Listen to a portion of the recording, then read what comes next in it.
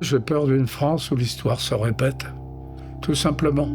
À la publication d'une photo de Ludivine Daoudi portant une casquette nazie. Le Gaz a rendu justice aux victimes de la Shoah. Monsieur Bourdoulex qui a indiqué que Hitler n'a pas tué assez de tziganes. Il y a quelques heures juste, le GUD a appelé à casser du PD dans 3 semaines. La vraie question qu'on doit se poser, c'est de quelle France on veut.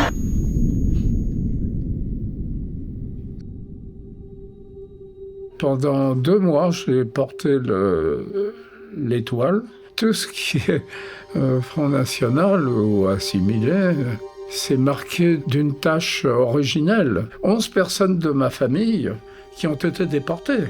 Il n'y en a pas un seul qui est revenu. Pour moi, c'est pas un détail de mon histoire. Je pense qu'il y a énormément de détresse. C'est un monde difficile dans lequel on vit. Et je pense qu'il y a des gens très doués pour faire penser qu'ils ont les solutions et que ce sont les seuls à prendre en charge ce problème.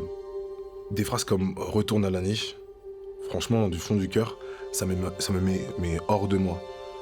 J'en tremble. La peur, elle a changé de camp. Les racistes, ils avaient peur parce qu'ils savaient que c'était un crime, en fait. Et là, en fait, ça se banalise. Et du coup, maintenant, ceux qui ont peur, c'est ceux qui le subissent. Moi, de mon statut d'interne, normalement, je suis censée travailler maximum 48 heures par semaine. C'est absolument pas ce qui se passe. On est, je pense, au minimum autour de 60. Ça m'est déjà arrivé de faire 100 heures dans la même semaine. Il y a 20% des médecins, d'après l'ordre des médecins, qui sont actuellement étrangers, qui ont fait des équivalences qui sont très compliquées à avoir, donc qui ont clairement les mêmes capacités à exercer la médecine que des médecins qui seraient français et qui auraient fait leurs études en France. On fait comment si aujourd'hui les binationaux ou les étrangers ne peuvent plus travailler ? Comment je fais, moi ? Je fais plus que 100 heures par semaine, c'est pas possible. Aujourd'hui, en France, au prix de combats et de générations avant moi, je peux sortir sans peur, dans la rue, mes amis aussi, mes amis avec toutes leurs différences, on n'est pas tous pareils. Et aujourd'hui, on peut peut-être le prendre un peu comme un acquis, mais maintenant j'ai peur que demain ce soit différent. J'ai peur que demain, je doive regarder beaucoup plus à gauche et à droite et derrière moi, avant de pouvoir sortir, potentiellement main dans la main avec mon amoureux.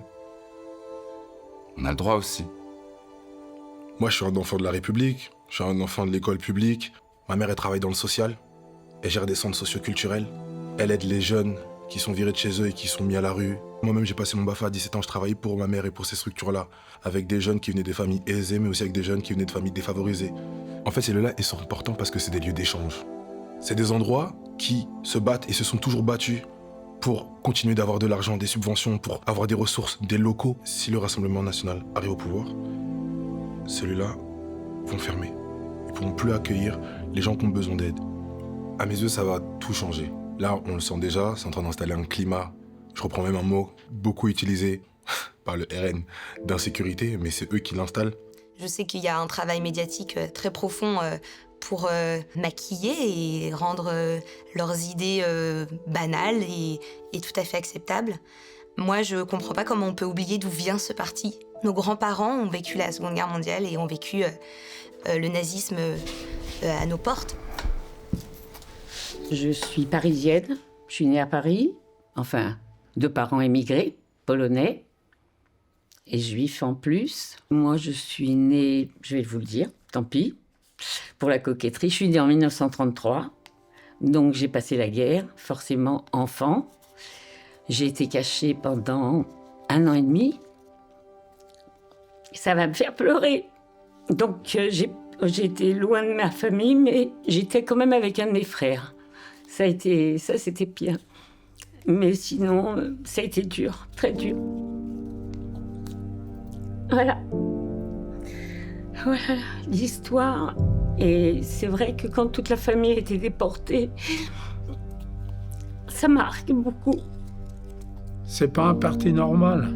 La violence fait partie de leur gène. Le fait qu'on joue sur, par exemple, l'avortement, c'est terrifiant à mes yeux. C'est quelque chose que j'ai subi et ma famille n'était pas du tout en soutien. La chance que j'ai eue à ce moment-là, c'est que c'était quelque chose où j'ai eu un accès gratuit. Si jamais j'avais pas eu accès à ça gratuitement, je sais pas comment je m'en serais sortie. C'est un avortement que j'ai en plus vécu à la suite d'un viol. Si là, en plus de ça, on avait dû me demander de donner de l'argent, sachant que moi j'étais étudiante à ce moment-là, j'aurais pas réussi à surmonter cette épreuve. Je m'appelle Sarah Ariel, j'ai 25 ans, bientôt 26. J'ai grandi dans une petite ville qui s'appelle le Pré-Saint-Gervais, dans le 93. Et ça fait plusieurs années que je vis entre Valence, Lyon et le 93. Alors vis-à-vis des résultats, je suis terrifiée. Il n'y a pas d'autre mot. C'est-à-dire que depuis les résultats du premier tour, déjà, j'ai peur dans la rue. Et je suis littéralement visée parce que je suis une personne noire, je suis une personne précaire, je suis dans toutes les catégories sur lesquelles ça tape. Donc forcément, je suis hyper affectée par ça. Je pense que si le Rassemblement national arrive au pouvoir dans une semaine, ça va changer énormément de choses pour moi. Je n'ose pas imaginer ce que ça pourrait être si demain, je travaille aux urgences et que j'ai un patient qui arrive, qui est étranger ou qui n'a pas de papier, et qu'on me dise, en fait, on le laisse mourir devant l'hôpital. Et là, aujourd'hui, c'est vraiment une question qui se pose tous les jours. Je pense pour une énorme majorité des médecins qui exercent en France, et pas que, les soignants, les infirmières, les psychologues, les kinés, tout le monde, de se dire on ne pourra plus soigner certaines personnes à cause de leur papier, mais peut-être aussi de leur couleur de peau, ou de leur orientation sexuelle, ou de leur religion.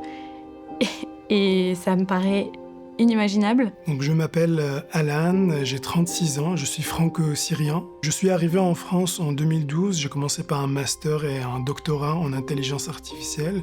Ensuite, j'ai enchaîné avec un post-doctorat au Collège de France à Paris. C'est là où j'ai fait la recherche en intelligence artificielle et c'est toujours mon métier jusqu'à aujourd'hui.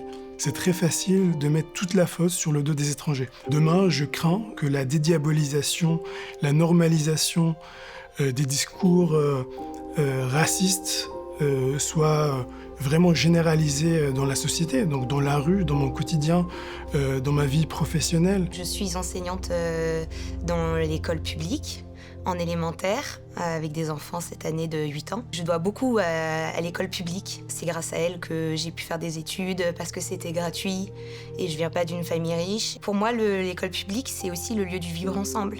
La première chose qu'on apprend aux élèves en arrivant en maternelle, c'est d'être ensemble, d'être en groupe, de gérer l'autre, même s'il est très différent. Avoir un socle commun de valeurs républicaines quand même, n'oublions pas ça. Il y en a un qui a dit, je sais pas qui, à la télé l'autre jour, « Ah on avait vu les autres, maintenant on va essayer cela. » J'ai dit « Mais c'est pas une tablette de chocolat que vous allez essayer quand même. » Nous, par exemple, ma génération, on a déjà essayé. L'idée de laisser la France dans cet état à mes enfants et mes petits-enfants, je partirais inquiet. D'une certaine façon, j'aurais pas fait mon devoir. Oui, parce que je ne crois pas qu'ils soient devenus moins antisémites. Ça, je ne le crois pas. Non. Moi, je crois que la communication a évolué.